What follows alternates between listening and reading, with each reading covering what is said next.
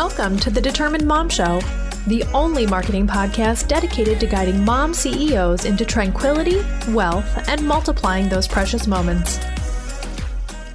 Hi everyone, Amanda Tento here, and I have an amazing guest today. Her name is Susie Liberatore, and she is the owner of Visions to Images, and she helps small to medium-sized businesses, I would say, to conquer their branding and really refocus their branding. However, today she's going to be talking to us about 5 things a single mom entrepreneur does to keep it all running. So welcome, Susie.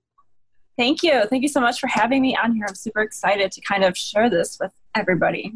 Yeah, I'm excited to have you. And I think this is a really, really great topic because not only, we have mom entrepreneurs listening, but mom entrepreneurs from all types of backgrounds, So we've not done anything specifically for single moms yet, but I love the fact that we are bringing this to the table and talking about it and sharing your wisdom. Yeah, absolutely. I'm so glad. So tell us a little bit about you and how you got started in your business and how you got started kind of being able to work from home. Yes. So I've always been a creative person. So I went to college. I got a bachelor's in fine arts. Before that, when I was young, I would do dance brochures and photography and all kinds of stuff. And I always had in the back of my mind for some reason that, this isn't a career. And people kind of always put that down and said, it's not a career, blah, blah, blah. So after I got my degree, I was like, this is really cool. And I went into an agency, and it was a startup agency. So there was a lot of hiccups, but they were very successful at what they did. But I saw a lot of ins and outs, and I saw a lot happening. So I was super excited when I was in the agency world. It helped me see how creative people can be, and working with all different clients and doing all different things was really awesome. And so my husband at the time, he was in the military, and we were getting ready to move after working at the agency for a long time. I don't even remember, but I have over a decade of experience. And we went to Ohio because we wanted to be closer to family because they're in Rochester, New York. And I moved to Ohio, and my son was probably about 1. And I started corporate because that's what everybody wanted me to do, right? You listen and you're like, okay, there's the money. And I was in corporate for about 6 months, 7 months, and it just wasn't fun. At first, you're like, it's okay, it's fun. And then you're like, I see what's happening here.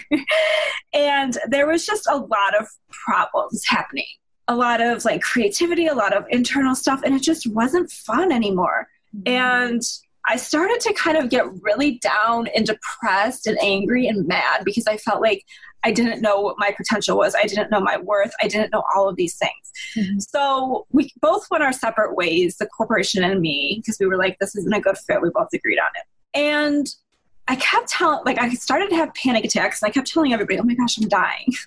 Mm-hmm. And nobody could tell me what was wrong. And I just kept going to the doctors. And they told me I had mono eventually. So it was it's a perfect blessing. I had mono. And then from there, my son was starting to get diagnosed with autism. There was all of this talk he's probably autistic and everything. And so panic attacks still kept happening even after mono was gone, because I was like, oh my gosh, my son needs me. Oh my gosh, what am I going to do?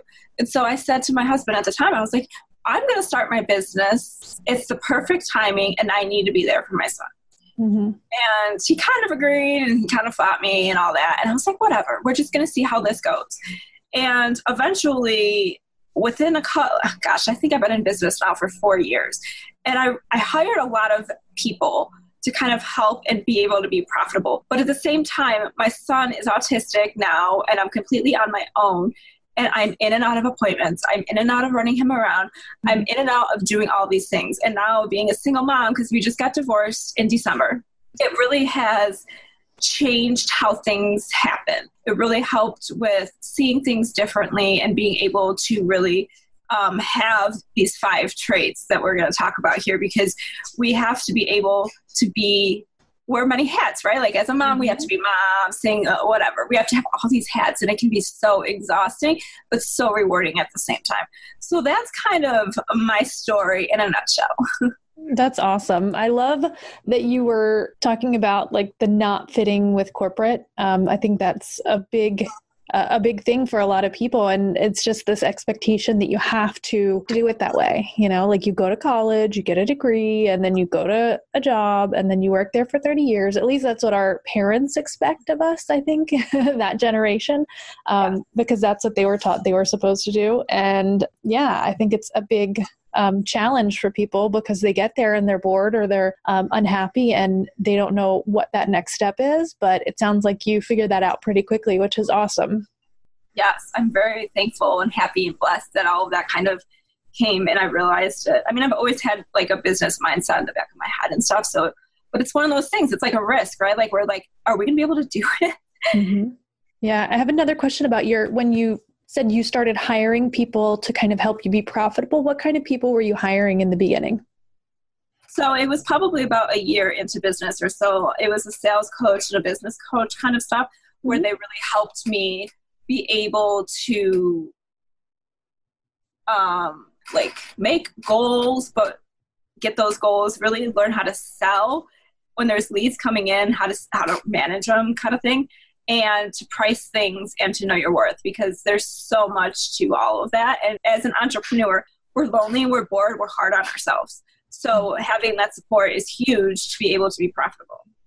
Yeah. Okay. That's awesome. I was just kind of curious, like, I wonder what who she hired. So that's awesome. Okay. Very cool.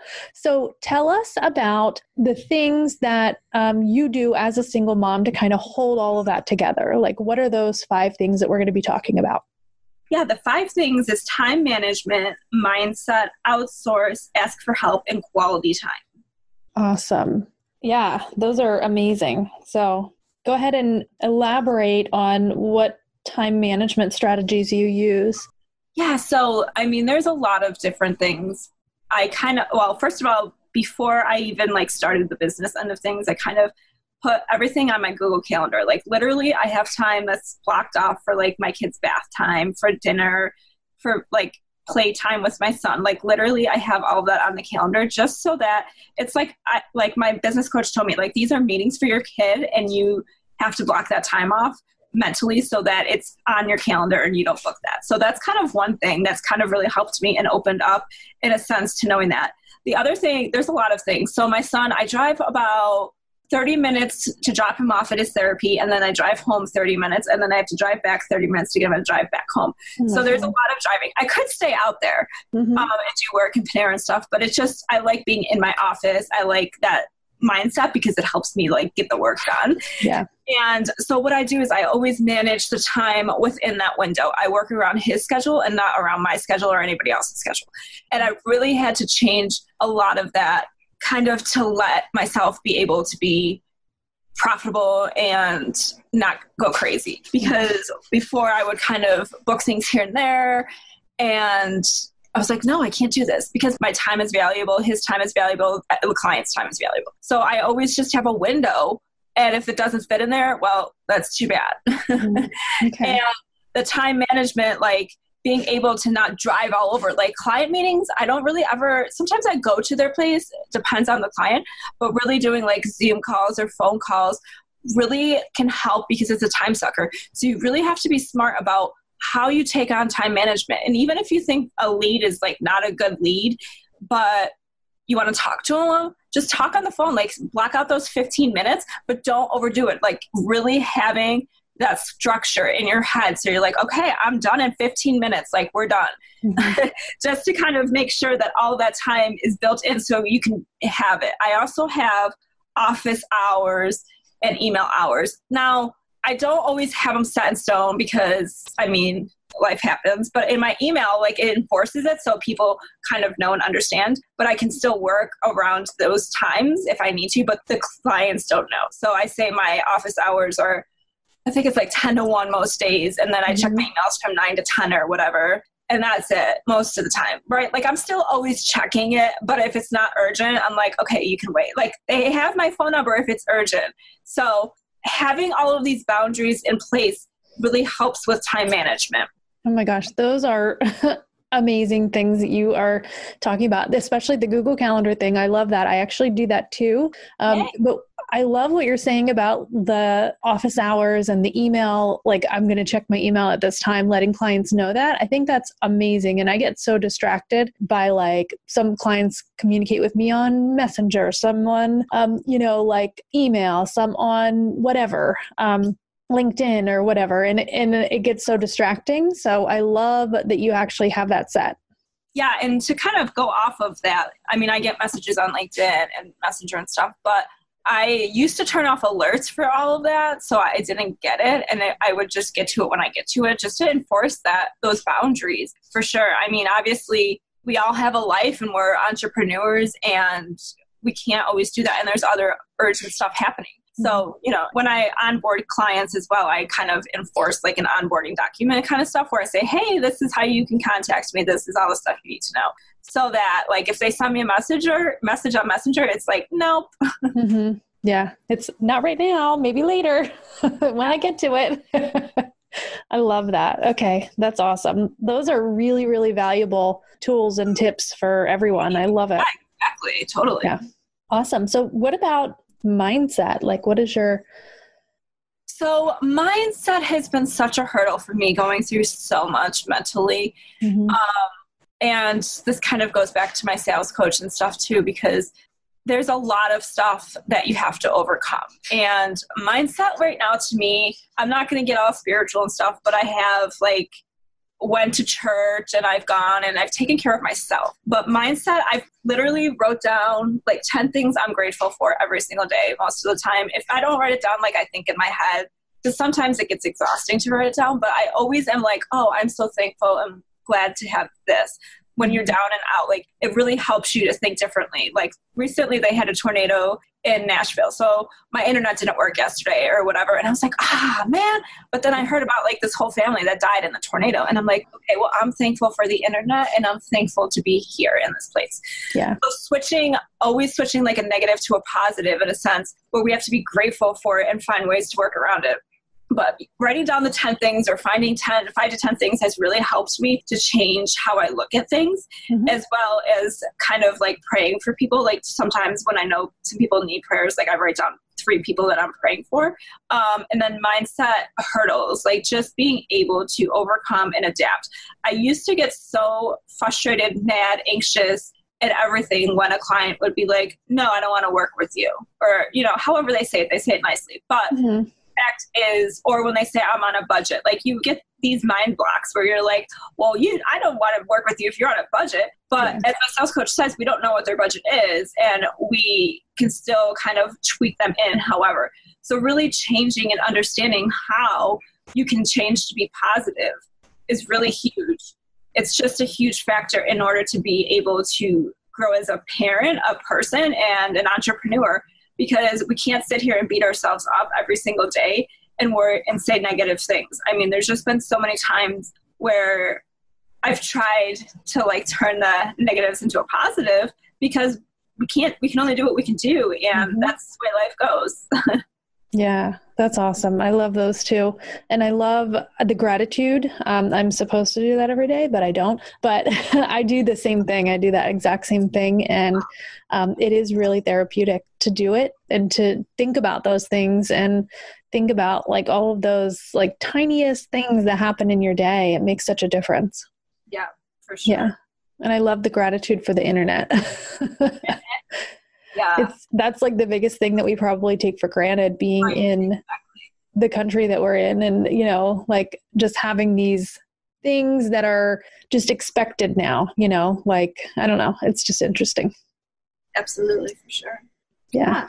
So how about the big one? What I think is the biggest struggle for everyone is outsourcing and hiring out. So outsourcing is so tough for sure.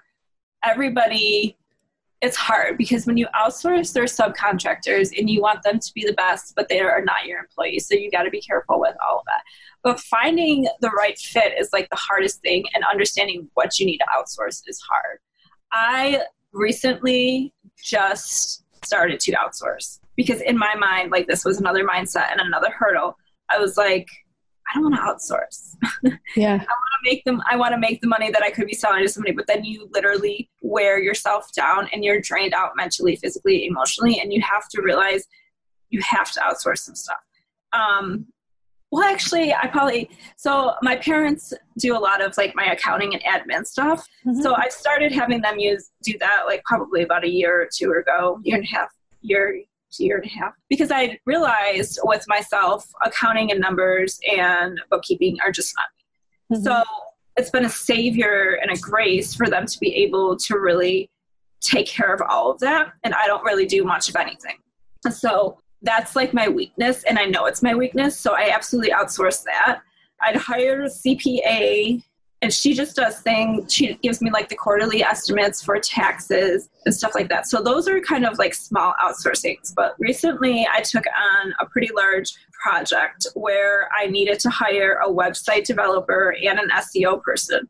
And I knew of people, and I knew of a guy, but I've never worked with him, and he's in California and I'm in Ohio. So it was one of those things where I was like, okay.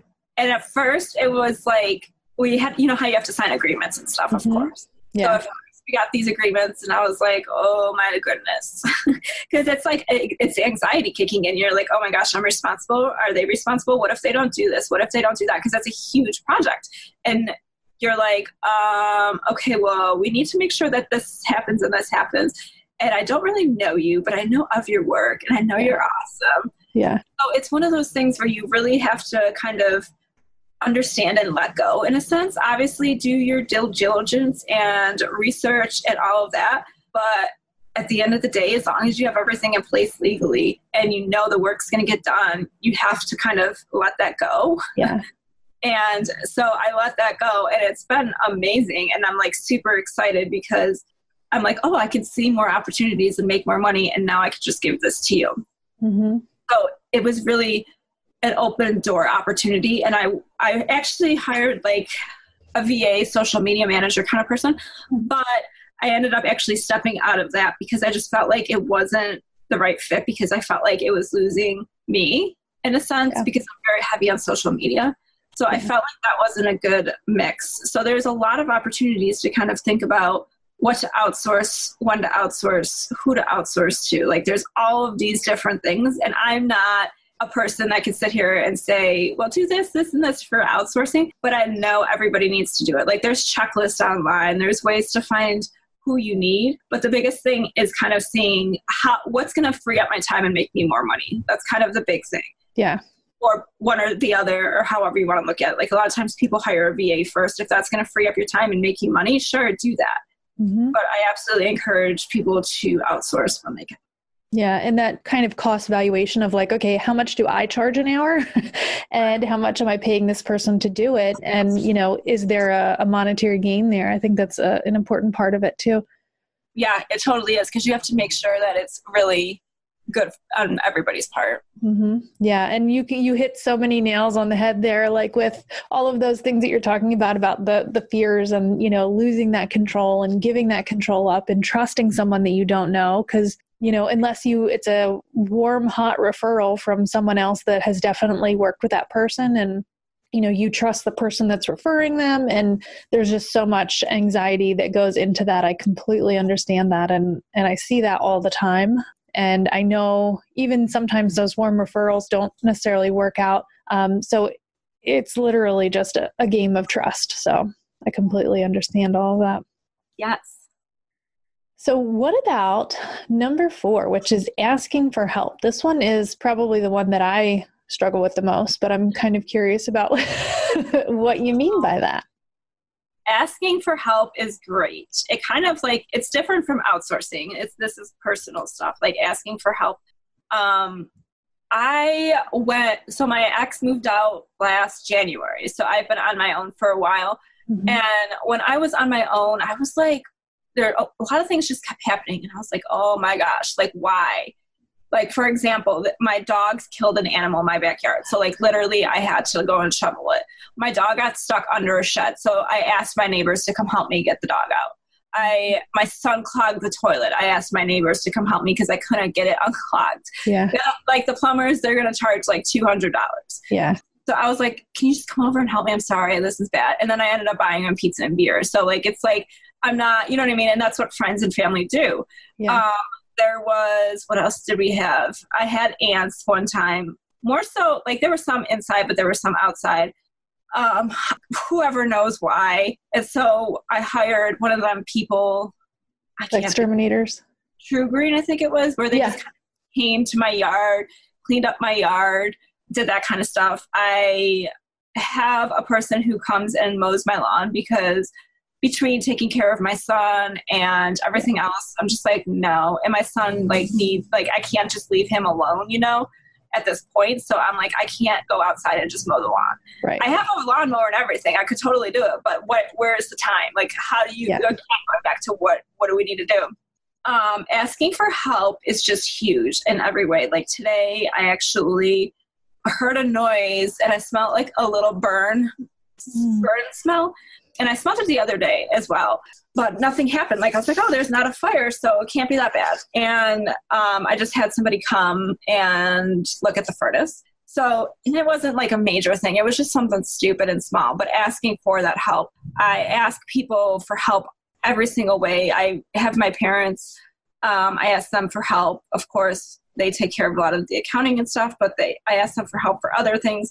I mean, the simplest things that you think you need help with that you're scared to ask or do, just do it. Mm-hmm. Just get it off your chest because it's going to build up on you and inside of you, and it's going to cause you to be mad, angry, anxious, sad, miserable. So really kind of do that. I mean, and my lawnmower didn't work at one time. I had somebody come over and fix it. Like it just, and we all think it's money, right? Like we're like, oh, I don't want to ask somebody to do this because it's money. Mm-hmm. I had to have people fix it. I pay people. I have a babysitter. I didn't want to have to hire a babysitter, but we all have to, because we think about money, right? Like it's all money at the end of the day. And I'm like, well, if I pay X, Y, Z, and then I get this Y, Z done, it's beneficial in that sense. Yeah. And I have my neighbor, like literally my neighbors are my savior as well. Like they come over, I had my water filter to my fridge. Like, I'm like, I don't know how to fix this stuff. So I learned, I get over it, I ask for help and I move on. I mean, it's about that independence. How much do you want to handle? How much do you not? And when issues come up, because we're adults and we have to deal with them, just ask for help. Even if you don't even know like what the problem is, just call somebody. You're going to probably have to pay something in some way, shape, or form, but it's better that you catch things and you are proactive before it costs more. Yeah. Ooh, that's a good one. I think that's probably another one of the huge challenges besides outsourcing, because we don't want to ask for help. It's just like, I want to handle it all on my own. And, you know, I want to be able to take care of everything. And I want to know that I have that power. And I think that's a huge challenge, especially, you know, for single parents, in that like they feel like, okay, it's all on me. It's all on my shoulders. And it's not. It doesn't have to be. No, it doesn't. You just kind of ask for help. I mean, that can mean so much to so many different people. I mean, even just sending like a quick message to somebody that you know and saying, hey, did you ever experience this? Like right now, I'm actually going through some pre-K stuff for my son, and I'm trying to decide which route to go and stuff. And I just ask people for their opinions and ask for what questions I should be asking. So simple little things like that don't involve like hiring somebody are beneficial too. Like you want to know and make sure you have the information, because Google, don't ever like look for answers on Google. So yeah, that's my philosophy. I don't look at Google anymore because it's too much. Unless it's a technical thing. I think Google can be okay for like how to install a plugin or something like something like that. But yeah. Or finding like your local businesses and stuff like that for sure. But yeah, searching for like answers, like good luck. Yeah, exactly. That's very, very true. I love it. So tell us about number 5, which is quality time. This is probably the one I probably have the most tough time with, to be honest. It's just a struggle for me because I have to find the time for myself, right? Right. And we all have to. But it's one of those things where you're like, what would I even do? I think it was last Friday, I literally told everybody I'm taking a personal day, because I don't know if it was last week, regardless. That week was like a crazy week and I was just not okay with a lot of things. Mm-hmm. So I literally just said, I'm taking the day off. And everybody's like, what are you going to do? And I'm like, I have no idea, but I'm taking it off. So, and I realized after like, oh, I'm going to have to do stuff on the weekend for clients and stuff, but I just wanted to take that time off because my thing is my son's at school at that time. So I'm able to do that without hiring the babysitter on the weekends and stuff. So I really kind of figured out, okay, I need to take this day off. And I literally did not schedule anything and told clients like, look, I'm out of the office for today. And when you think about it, in reality, everybody needs to take a day off. They need to take time off, and your clients do or don't have to know. I mean, you don't have to tell them that you're taking the day off, but if they're a big client who might need your assistance, you just say, hey, I'm out of the office right now. They don't have to know you're taking a personal day. Just say, I'm out of the office. Yep. And so I ended up doing, what did I end up doing? I think I went to get my eyebrows done, and then it was crazy. Like the eyebrow place took forever. So I was mad about that. And then I ended up saying, well, I'm going to go shopping. And then I went shopping, but I didn't even buy what I wanted to buy. And I just bought stuff to buy stuff because shopping. And so then I actually ended up returning it. But that was just one of the times where you felt like, okay, I can get everything done and I can do this. And quality time can mean so much to so many different people. Yeah. So it's really hard to identify what that quality time means. Sometimes it might just be, hey, I'm going to lay on the couch and watch a movie for a while. Yeah. Sometimes it could be, I'm going to the spa, I'm going to go shopping, I'm going to go do something I want to do. I want to go do my hobbies. And it's really finding that time and what you want to do to have that quality time. And I think I struggle with this so much because I'm like, I don't even know what I want to do because I felt like I've lost who I am. And so when you're a single mom or even a parent or an entrepreneur, you're just like on the go, go, go, go, go. And you're like thinking about a million things. I'm like, oh, we have to do client work. I have to do this. I have to feed the kid. I have to do a million things. Yeah. So even if you just take 1 or 2 hours when you need to kind of readjust and remanage things, that's amazing. My parents come in from Rochester every now and then. They're actually in right now. And they just kind of help me with my son. And then I can like catch up on sleep and stuff because sleep is just so important. I feel like I get pretty good sleep anyways, but you don't realize how tired you are sometimes until you're like, oh, that was some great sleep. Like I fell asleep on the couch the other day, just taking a nap like super early. And I was like, oh my gosh, I didn't think I was tired. I didn't think I was tired. Yeah. I mean, quality time, like getting a pedicure. I love all of those things. And not having to worry about life, like cleaning, cooking, working, kid stuff, like just finding what is quality time for you as a person is huge. Yeah. And it sounds like in that you're also kind of you're not talking about it, but there's this underlying thing that's there that we have to actually give ourselves permission to, right. Like when those things come up, like it's okay, to take like that 1 to 2 hours that you're talking about. It's okay to do those things, and it's not going to be the end of the world. That's something that I'm actually currently going through and learning myself. And I completely relate to that, but I think it's just allowing yourself that permission to take that quality time, right? Sure, absolutely. We all need it. Yeah, I agree with that. Like giving yourself that permission for sure, because this goes back to mindset. In your mind, you're going to be like, do I really need to do that? Or do I have to do this? And you're going to fight your mind for some time, but just do it and get it. Like, just do it. Like I wanted to go and get a facial that day, but I couldn't because of timing. And I'm going to go get my hair done soon and stuff. So there's all of these things that just do it. Just go do what you need to do to feel good about yourself and to feel like you have quality time with yourself. Yeah. And it sounds crazy and silly. And you see all of these stuff on social media, like quality time, self-care. And it can be a lot of different things. Like literally before I go to bed, I lay in my bed, I have quiet time and I read or like look on my phone at articles and stuff like that. But I have that quality time and it makes my head clear for the night and go to sleep. Like that is a lot of quality time for me too, is being able to just take everything in, process it, and let it go. Mm-hmm. That's so true. Just having that moment to think, that quiet. Yeah, I love that. I love it. I love it. That is definitely one of the things that I know I struggle with, is just getting that quiet time. So I have to get up super early before everybody else if I want it. So it's kind of a bummer, but yeah. Awesome. Well, let me ask you if there's any one thing that you can tell, the single mom entrepreneurs that are out there that are listening to this episode. What is that one message that you want to convey to them? You're not alone, for sure. I mean, that's not even the one thing, but you're not alone and you're fine. Like, you'll be okay. Don't try to, literally just take care of yourself. Do what you need to do. Have that time management.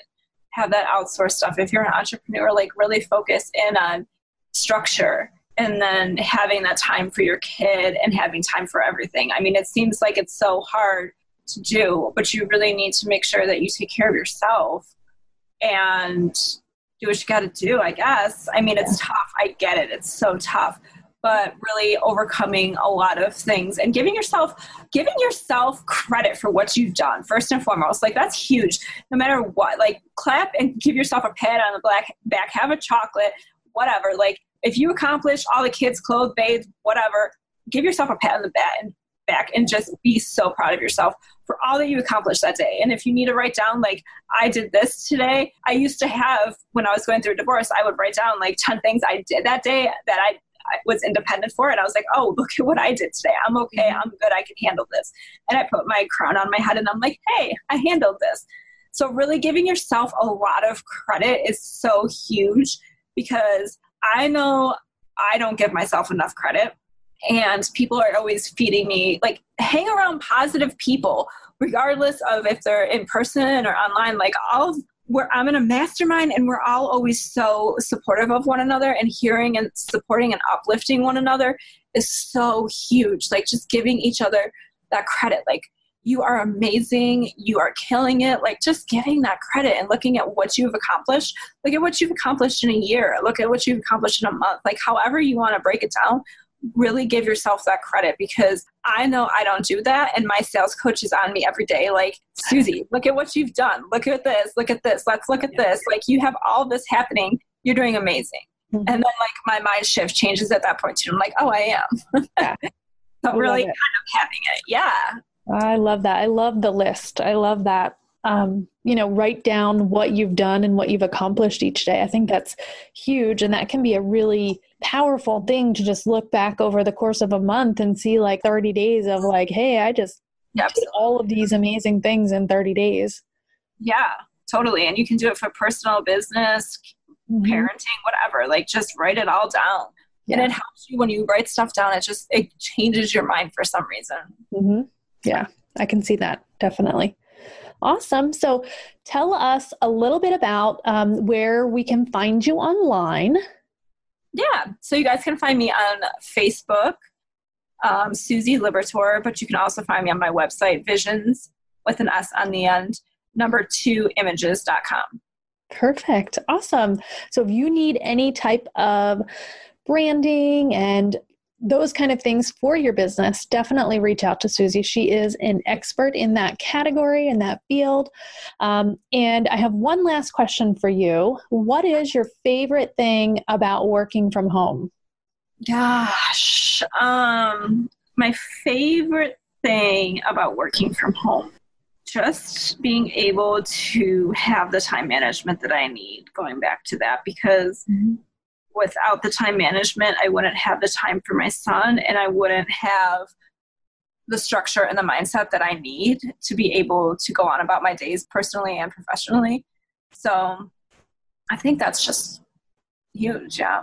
Yeah. That's awesome. Okay. I love it. And I think that's a huge benefit of being able to run your own thing and do your own thing and set your own schedule. So yeah, I mean, and there's probably so many answers, right? And people probably say, oh, for the freedom of my kids and stuff. But at the end of the day, just kind of having that structure in place, because I know if I don't have a schedule and a structure, I'm all over the place and have shiny syndrome and everything. So really being focused and knowing what you have to get done in that time is huge. Yeah.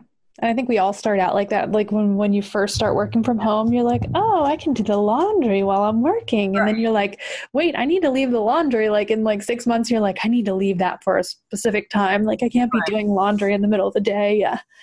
It's funny. Totally. Awesome. Well, thank you so much, Susie, for joining us. And thank you for sharing your experience and your expertise and opening up for us and sharing your life. Yeah, thanks for having me. You had an idea. You started your business. You even filed the papers. Now you need a website. The options that are out there are hire someone to do it for at least $1,000. What would you really rather do with that money? Or you can try to DIY it on Wix or Squarespace.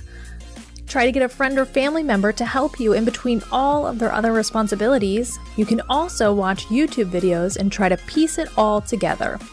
Or you can join the free WordPress Jumpstart Sprint and get your site up in just 5 days. This free challenge will show you how to choose the right domain name and where and how to purchase it. And it's also going to show you how to choose your hosting provider and install WordPress, as well as choosing and installing your theme and determining what plugins you actually need. Stop letting your website hold you back. Join the 5-day WordPress Jumpstart Sprint at onlinemarketingformoms.com/sprint.